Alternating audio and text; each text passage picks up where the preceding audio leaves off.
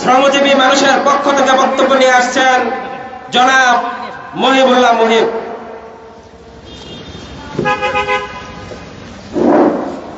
আসসালামু আলাইকুম ওয়া রাহমাতুল্লাহি ওয়া বারাকাতুহু। বাংলাদেশ শ্রমিক অধিকার পরিষদের পক্ষ থেকে সকলকে জানাই আন্তরিক শুভেচ্ছা ও অভিনন্দন। মঞ্চে উপবিষ্ট কেন্দ্রীয় নেতৃবৃন্দ এবং আমার সামনে উপবিষ্ট আমার সকল সহযোদ্ধা ভাই ও বোনেরা, সকলকে জানাই আসসালামু আলাইকুম ওয়া রাহমাতুল্লাহি ওয়া বারাকাতুহু। আজকে বক্তব্য দেওয়ার বেশি কিছু আমি মনে করছি না, এখানে আমার সিনিয়র নেতৃবৃন্দ বসা আছেন। আমি শুধু শ্রমিকদের পক্ষ থেকে আপনাদের কাছে আমি একটি দাবি করে ধরব। বাংলাদেশ স্বাধীনতার পর থেকে আজ পর্যন্ত আমরা শ্রমিক সর্বক্ষেত্রে নির্যাতিত, লাঞ্ছিত, অপমানিত এবং অপদস্থ।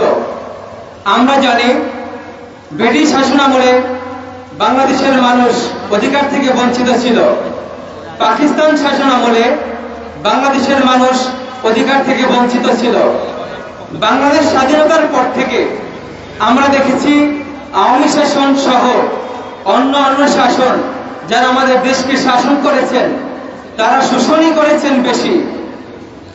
তো আমি বলতে চাই 1971 সাল থেকে এখন পর্যন্ত বাংলাদেশের মানুষ আমরা অধিকার ফিরে পাইনি। আর তাছাড়া সবচেয়ে বড় কথা হলো শ্রমিক সেক্টরের সকল শ্রমিকরা আমরা শ্রমিক অধিকার থেকে বঞ্চিত।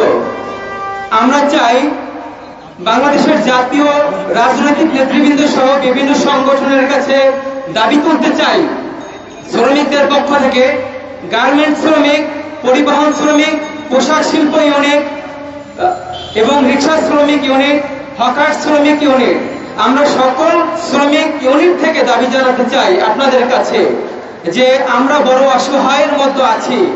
বাংলাদেশে আজকে কোটি কোটি কোটি শ্রমিক রয়েছে। যদি বাংলাদেশকে রক্ষা করতে হয় তাহলে আগে শ্রমিককে বাঁচাতে হবে। বাংলাদেশকে যদি একটি কল্যাণমূলক রাষ্ট্র গঠন করতে হয় আগে শ্রমিকদের অধিকার বাস্তবায়ন করতে হবে। আমার খুব দুঃখ হচ্ছে এবং আমি খুব কষ্ট পাচ্ছি, বাংলাদেশের এমন কোন রাজনৈতিক দল নেই আজ পর্যন্ত শ্রমিকদের জন্য লড়াই করেছেন বা সংগ্রাম করেছেন। এটা আমাদের জাতির জন্য খুবই লজ্জাকর বিষয়। আমরা দেখতে চাই জাতীয় রাজনৈতিক অঙ্গন থেকে প্রত্যেকটি রাজনৈতিক নেতা শ্রমিকদের জন্য কাজ করবে। আমি সাথে সাথে আবেদন জানাই বাংলাদেশের রাজনৈতিক দলগুলি যেন কখনো শ্রমিক শ্রেণীকে কখনো তাদের রাজনৈতিক হাতিয়ার হিসেবে ব্যবহার না করে, বরঞ্চ দেশ এবং জাতিকে মুক্তির জন্য, দেশ এবং জাতিকে রক্ষার জন্য, বাংলাদেশের সার্বভৌমত্ব রক্ষা করার জন্য শ্রমিক শ্রেণীকে মুক্তি দিতে হবে এবং তাদের সর্বমূল্য 25,000 টাকা বেতন দিতে হবে। এই অধিকার নিয়ে যখন রাজনৈতিক দলগুলো মাঠে কাজ করবে তখন বাংলাদেশের সকল রাজনৈতিক দলগুলি ঐক্যবদ্ধ হয়ে যখন শ্রমিকদের জন্য কাজ করবে তখন শ্রমিক শ্রেণী আপনাদের সাথে নেমে আসবে মাঠে।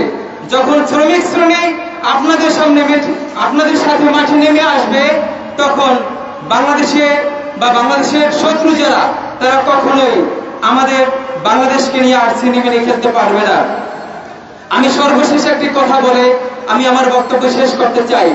আমরা যারা শ্রমিক আছি আমরা পথে ঘাটে অফিসে আদালতে লাঞ্ছিত হচ্ছি, অপমানিত হচ্ছি, আমরা না খেয়ে মারা যাচ্ছি, আমরা শ্রমিক শিকলবন্দী হয়ে আছি, আমরা চাকর হয়ে আছি, গোলাম হয়ে আছি।